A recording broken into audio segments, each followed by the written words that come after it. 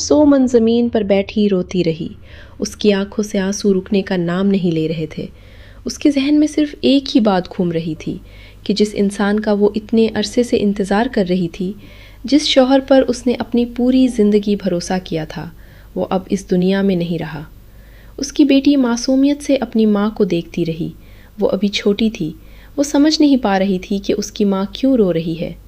سومن نے اپنی بیٹی کو زور سے گلے لگایا اور روتے ہوئے کہا، بیٹا، اب صرف تم ہو اور میں ہوں، تمہارے لیے مجھے مضبوط بننا ہوگا۔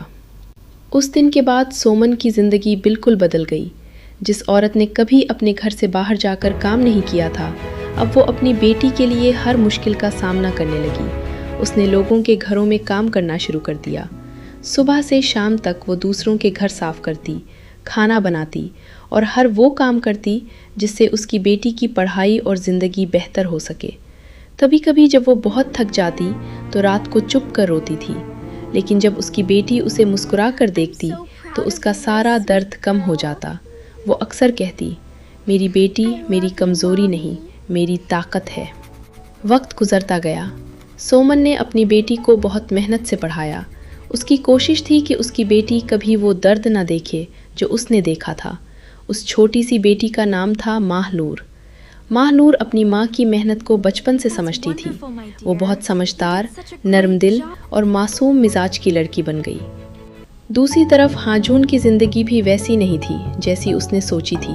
شروع میں اس کے پاس پیسہ تھا، بڑا گھر تھا اور ہر سہولت تھی، لیکن جس خوشی کے لیے اس نے اپنا اصلی رشتہ قربان کیا تھا، وہ خوشی اس کے پاس زیادہ دیر نہیں رہی۔ اس کی دوسری بیوی یونا بہت اچھی اور شریف دل کی عورت تھی، لیکن وقت کے ساتھ اس کی صحت خراب ہونے لگی۔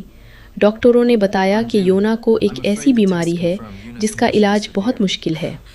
ہاجون جو کبھی پیسوں اور کامیابی کے پیچھے بھاگ رہا تھا، اب اکثر راتوں کو اکیلا بیٹھ کر سوچتا تھا۔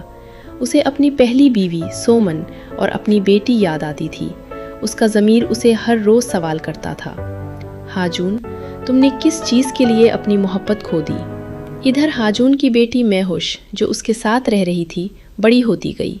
مہوش بچپن سے بہت ضد کرنے والی اور اپنی بات منوانے والی بن گئی تھی۔ اسے ہمیشہ محسوس ہوتا تھا کہ دنیا اس کے لیے بنی ہے۔ ہاجون کی زیادہ توجہ اور اس کی ہر بات پوری کرنے کی عادت نے مہوش کو بہت ضدی بنا دیا تھا، جبکہ ماہ نور بالکل مختلف تھی۔ وہ اپنی ماں کی طرح صبر والی، سمجھدار اور دوسروں کا درد سمجھنے والی لڑکی تھی۔ سال گزرتے گئے اور دونوں جڑواں بہنیں جوان ہو گئیں۔ دونوں کا چہرہ بالکل ایک جیسا تھا، لیکن ان کی سوچ اور شخصیت زمین آسمان کا فرق تھا۔ ماہ نور نے اپنی محنت سے یونیورسٹی میں اسکالرشپ حاصل کر لی۔ اس کا خواب تھا کہ وہ اپنی ماں کو ایک بہتر زندگی دے سکے۔ جب یونیورسٹی کا پہلا دن آیا تو سومن کی آنکھوں میں خوشی کے آنسو تھے۔ اس نے اپنی بیٹی کے لیے پرانی سی لیکن صاف ستھری ڈریس تیار کی۔ اس نے ماہ نور کے بال ٹھیک کرتے ہوئے کہا، بیٹا، آج تمہاری نئی زندگی شروع ہو رہی ہے، ہمیشہ سچائی اور اچھائی کا ساتھ دینا۔ ماہ نور نے مسکراتے ہوئے اپنی ماں کو گلے لگایا اور کہا، ماں، ایک دن میں آپ کو بہت خوش کروں گی۔ اس دن سومن خود اپنی بیٹی کو یونیورسٹی چھوڑنے گئی۔ جب وہ یونیورسٹی کے گیٹ پر پہنچی تو اس نے ماہ نور کو گلے لگایا اور کہا، اپنا خیال رکھنا بیٹا۔ پھر سومن بس میں واپس گھر چلی گئی۔ ماہ نور یونیورسٹی کے اندر گئی۔ اسے نہیں پتا تھا کہ اسی جگہ پر اس کی زندگی کا سب سے بڑا راز اس کا انتظار کر رہا تھا۔ یونیورسٹی کے پہلے ہی دن جب ماہ نور کیمپس میں چل رہی تھی، اچانک اس کی نظر ایک لڑکی پر پڑی۔ وہ لڑکی بالکل اس جیسی لگ رہی تھی۔ ماہ نور رک گئی۔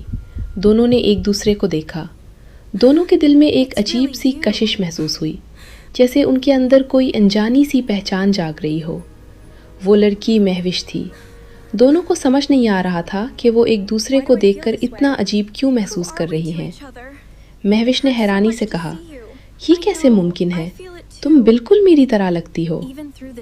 ماہ نور نے ہلکی مسکراہٹ کے ساتھ کہا، مجھے بھی ایسا ہی لگ رہا ہے۔ دونوں کو نہیں پتا تھا کہ وہ صرف دو اجنبی نہیں تھیں، وہ ایک ہی خون، ایک ہی ماں اور ایک ہی کہانی کا حصہ تھیں۔ آہستہ آہستہ یونیورسٹی میں دونوں کی ملاقاتیں بڑھنے لگیں۔ پہلے حیرانی تھی، پھر دوستی بنی، اور پھر دونوں ایک دوسرے کی عادت بننے لگیں۔ ماہ نور کو مہوش کی زندگی کے بارے میں کچھ نہیں پتا تھا، اور مہوش کو بھی نہیں پتا تھا کہ جس لڑکی کے ساتھ وہ روز بات کر رہی ہے وہ اصل میں اس کی بچھڑی ہوئی جڑواں بہن ہے۔ لیکن قسمت نے دونوں کو دوبارہ ملایا تھا، اور اب ان کی زندگی کا سب سے بڑا سچ سامنے آنے والا تھا۔